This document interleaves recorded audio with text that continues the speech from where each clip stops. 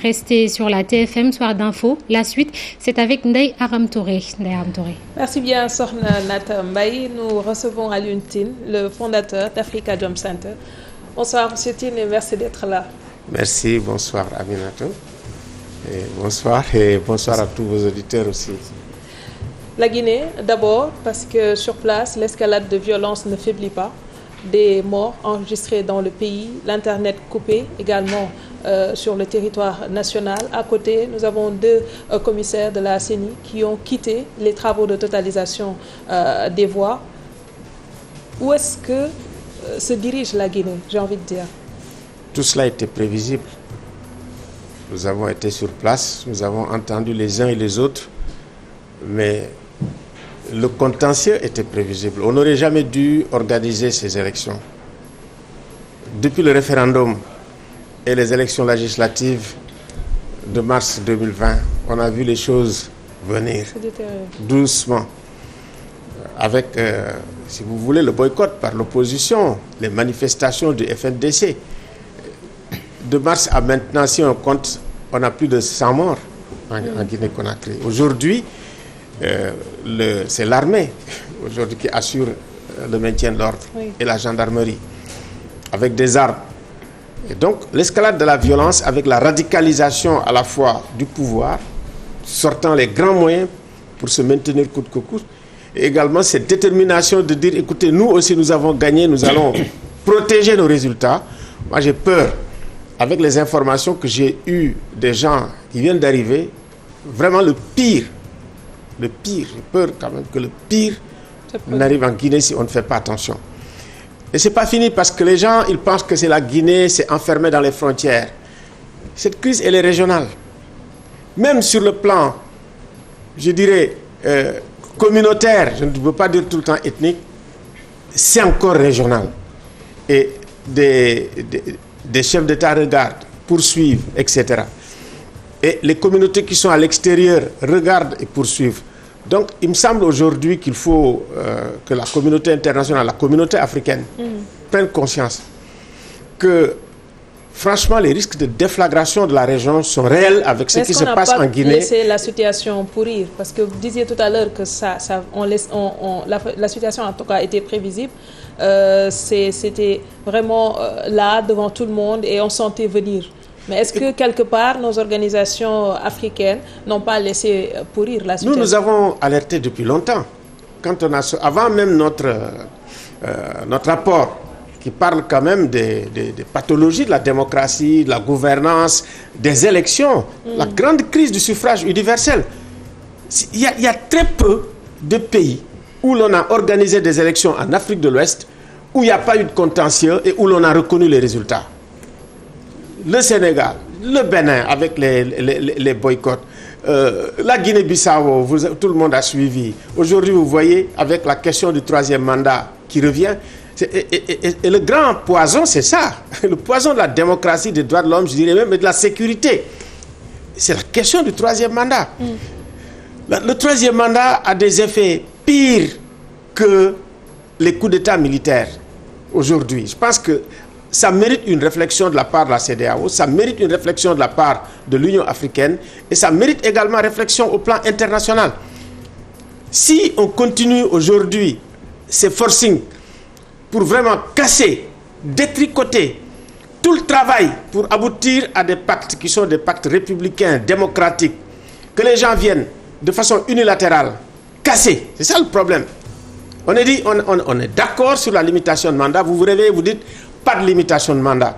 Nous allons faire des astuces, des ruses pour dire, voilà, des semaines. Constitutionnelle. Exactement. Et puis avec des mensonges, parce que quand vous venez pour fabriquer, pour construire la Constitution, vous êtes bien content de dire, écoutez, moi je respecte les 2 mandats, je ne vais jamais faire un 3e mandat. Tous, ils l'ont dit.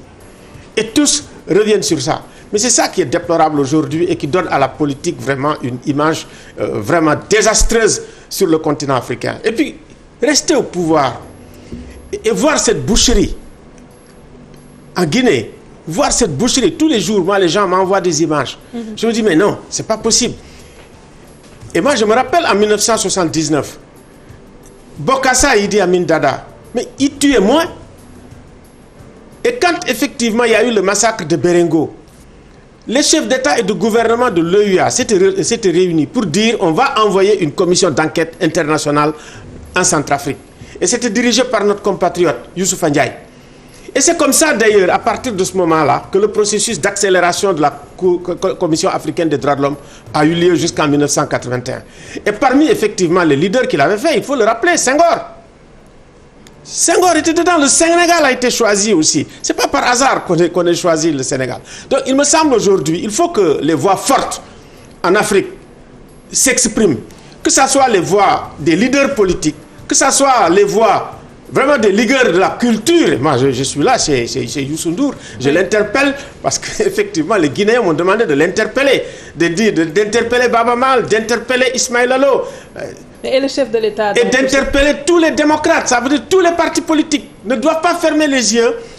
Et puis demain, on va avoir une déflagration de la région, tout le monde va être surpris où on est. Mais on y va. On va vers le feu à l'heure actuelle. Mais est-ce que les blocs régionaux ou alors les institutions, en tout cas, sont suffisamment outillés pour en tout cas prendre des décisions pouvant permettre qu'il y ait une transition constitutionnelle ou alors des élections paisibles un peu partout? Puisqu'on l'a constaté, que ce soit en Côte d'Ivoire, en Guinée et même au Nigeria, les difficultés sont là. La CEDEAO est totalement impuissante. La CEDEAO est malade. La CEDEAO a besoin d'être fortement réformée. Il est impossible aujourd'hui de continuer à avoir ce qu'on appelle des liens qui relèvent du conflit d'intérêts. Vous avez Alassane Ouattara qui va nommer, comment dirais-je, le patron de la commission de la CEDEAO. Il est gentil, il est bien, etc. Mais il a fait pression pour lui pour qu'on ne reporte pas les élections. Ça, tout le monde le sait, c'est pas... Les chefs d'État aussi. C'est vrai, il y a des affinités des socialistes, il y a des libéraux, etc. Il y a aussi des affinités qui relèvent également, il faut le dire, communautaires.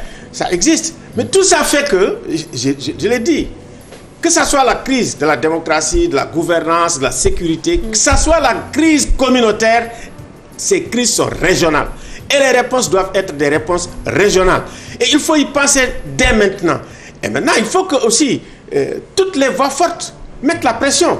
Aujourd'hui, si la région est en danger, ce n'est pas seulement la société civile qui doit parler, non.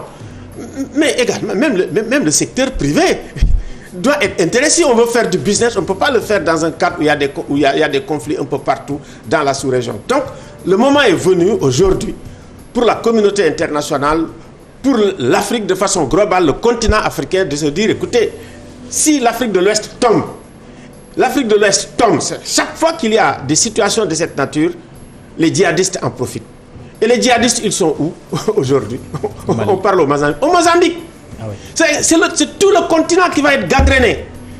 Il faut qu'on se lève, qu'on se réveille, parce qu'on est en train de dormir au moment où le feu est en train de prendre partout dans la sous-région. Et à côté, nous avons des violations graves des droits de l'homme. Je pense au massacre de septembre 2009 en Guinée. Jusqu'à présent, en tout cas, on a reçu ici le FNDC et qui nous a dit le président Condé avait promis la tenue d'un procès. Rien n'a été fait. Et ces personnes continuent de réclamer justice. On a Alassane Ouattara en Côte d'Ivoire, avec les violences post-électorales enregistrées également depuis 2010. Maintenant, comment faire pour que ces personnes qui ont souffert de ces différents crimes puissent être rétablies dans leurs droits? Écoutez, c'est parce qu'il y a eu impunité qu'il y a récidive aujourd'hui en Guinée. Parce qu'effectivement, vous avez évoqué vraiment les événements du 28 septembre 2009. C'est parce que aussi, il y a impunité en Côte d'Ivoire. Il y a pas mal de gens qui n'ont pas été inquiétés après les événements de 2010, que ça recommence. Ça recommence parce que aujourd'hui, sur le plan international, tout ce qui a été fait, le travail sur la Cour pénale internationale, le travail qui avait été fait après ce qui s'est passé chez nous, même ici, au Libéria, en Sierra Leone, tout a été détricoté. Et il me semble qu'il y avait une très forte mobilisation de la société civile à l'époque, la société civile internationale. Aujourd'hui, on a l'impression qu'il y a une faiblesse de la société civile internationale, une faiblesse des organes de régulation, que ce soit national. Tu prends les CENI, les Sénats, sont totalement discrédités un peu partout. Vous prenez les cours constitutionnels, discrédités un peu partout. Vous prenez maintenant aussi CEDEAO, Union africaine, même les meilleures institutions que nous avons. Vous prenez la Cour de justice de la CEDEAO. Ces décisions ne sont pas respectées. Prenez la Cour africaine des droits de l'homme et des peuples. Ces décisions, non seulement ne sont pas respectées, mais on essaye de saboter la Cour africaine des droits de l'homme et des peuples. Vous savez, mais est-ce que nous sommes conscients aujourd'hui que nous sommes... Par rapport à ce que vous dites, c'est le droit à la vie. Tous les jours que Dieu fait, on tue. Tous les jours que Dieu fait, les gens sont attaqués à la machette, blessés gravement. C'est des images barbares qu'on a. Mais on n'a même plus cette capacité d'indignation, tellement nous sommes habitués aujourd'hui à voir les gens mourir. Alors qu'ailleurs, il suffit qu'une seule personne meure. Oui. Pour que toute la communauté, tout le monde se lève. Même nous les Africains, on se lève pour dire mais... Alors que nous avons nos morts tous les jours, nous les regardons, c'est devenu banal. Ça aussi, c'est parce que nous avons quelque part une société qui devient malade. Parce que nous ne pouvons pas dire dans nos constitutions que la vie sacrée, que la vie humaine est sacrée. Et qu'on la désacralise comme ça, que ça ne vaut rien. Vous allez en Guinée, vous allez en Côte d'Ivoire. Donc il faut absolument que les Nations Unies créent une commission d'enquête internationale pour vraiment faire la lumière sur ces violations graves des droits humains en Guinée, en Côte d'Ivoire, et également en tirer toutes les conséquences de droit. La Cour pénale internationale, maintenant, bon, c'est vrai, elle est très gentille, mais elle parle. Mais on ne voit pas les effets. C'est ça que... Il ne faut pas que cette parole institutionnelle forte sur laquelle on compte devienne une parole inane. Nous avons besoin d'une parole performative. La CPI est contestée avec, disons, la Cour pénale internationale dont vous parlez tout à l'heure. Elle est même contestée, en tout cas, sur certaines décisions. Récemment, on l'a vu avec la Gambienne Bensouda, qui a été un tout petit peu traînée dans la boue pour certaines décisions qu'elle a eu à prendre par rapport à l'enquête qu'elle a décidé d'ouvrir sur certains leaders politiques, par exemple. Oui, mais même, il y a quand même des décisions qui sont prises de façon souveraine, de façon indépendante. Elle n'est pas toute puissante. Ça aussi, c'est la justice. Il faut l'accepter. Le problème de la Cour pénale internationale, c'est qu'ils n'ont pas de moyens. Ça veut dire que les moyens de contrainte... Mais les gens parlent plutôt de justice sélective. Ce n'est pas une justice sélective. Elle ne peut même pas aller aux États-Unis. Elle a attaqué un gros morceau avec l'Afghanistan. Oui. Et quand même, elle a du courage. Donc, Trump lui dit, écoutez, vous n'avez pas le droit de venir aux États-Unis à cause de ça. Donc, elle essaye d'être quand même, comment dirais-je, indépendante, de faire son travail comme il faut. Mais il me semble qu'aujourd'hui, il n'y a pas que les cours, parce que nous avons qu'elles sont faibles. Il n'y a pas que les organes, la CEDEAO, nous savons que c'est faible. Mais ce sont les peuples, les intellectuels, je répète, les universités partout, il faut qu'on se lève pour dire que ce n'est pas un problème de la Guinée. Ce n'est pas seulement un problème de la Côte d'Ivoire. Ce n'est pas un problème du Nigeria. Vous voyez, c'est vrai que toutes les crises viennent. Ce n'est pas le Mali, parce qu'en même temps, on a toutes ces crises qui viennent. Ouais. Et bon, ce n'est pas le Niger. Parce que le Niger aussi, une sorte de ceinture de feu. C'est une ceinture de feu. Et il faut se mobiliser très fortement pour essayer effectivement de l'éteindre, de l'arrêter. Il faut le faire. Et ça incombe à tout le monde aujourd'hui de le faire. Parce qu'on ne sait pas où on va. C'est comme si effectivement la région décidait de se suicider. Moi, c'est l'impression que ça me donne quand je regarde ce qui se passe. Je reviens sur le cas de la Guinée parce qu'on a également enregistré une note du préfet de Dakar qui menace d'expulser les Guinéens qui troublent l'ordre public. Au lendemain des différentes manifestations notées devant l'ambassade de la Guinée au Sénégal. Comment appréciez-vous cette sortie? Je peux comprendre peut-être les raisons diplomatiques et puis le machin, mais le langage est allé très loin. La tonalité. Oui, la tonalité est allée trop loin. On ne peut pas dire effectivement dans le contexte où se trouve la Guinée où on va expulser les gens. Non. Nous sommes un pays de la teranga. Vraiment, il faut continuer à respecter la teranga. Demandez aux gens de manifester pacifiquement et d'encadrer les manifestations pacifiques. Si on le fait, mais écoutez, quand on écoute quand même le peuple sénégalais, on écoute la presse, mais le cœur des Sénégalais palpite pour la Guinée, qu'on le veuille ou non. Donc maintenant, il faut qu'on le fasse en respectant effectivement les textes, en respectant la loi, en respectant vraiment l'ordre public et de ne pas s'attaquer aussi au bien des autres. Je pense que ça aussi, il faut le faire. Mais le préfet et la République du Sénégal doivent permettre aux gens qui veulent manifester, parce que c'est ça aussi la démocratie. Parce que souvent, nous, Sénégalais opposants, ailleurs, ouais, nous manifestons et les gens l'encadrent en France. Ouais, aux États-Unis. Donc, voilà, aux États-Unis ou ailleurs. Donc moi, je pense que vraiment, c'est peut-être un lapsus de la part du préfet. Je ne veux pas l'attaquer trop fort. Vous pouvez juste rester sur les principes. Je veux rester exactement, voilà, rester sur les principes. et vraiment aussi demander aux gens de manifester pacifiquement, vraiment d'éviter la violence. Parce que vous savez très bien que quand je parle de régionalisation, parmi les régionalisations, quand même, ce n'est pas par hasard qu'on a dit, écoutez, vous les Guinéens du Sénégal, vous ne votez pas. Ce n'est pas par hasard. C'est pas par hasard qu'on a dit, vous les Guinéens de Bissau, vous ne votez pas. Rien que par ces attitudes, ces actes, on régionalise la question communautaire. Et la question communautaire, c'est pas en Guinée. Ouais. Mais c'est une réalité partout en Afrique de l'Ouest. Même au Sénégal? Au Sénégal, je veux dire que c'est pas méchant. Il y a des prémices. C'est pas méchant. C'est-à-dire que par rapport à là où il y a la guerre, c'est pas méchant.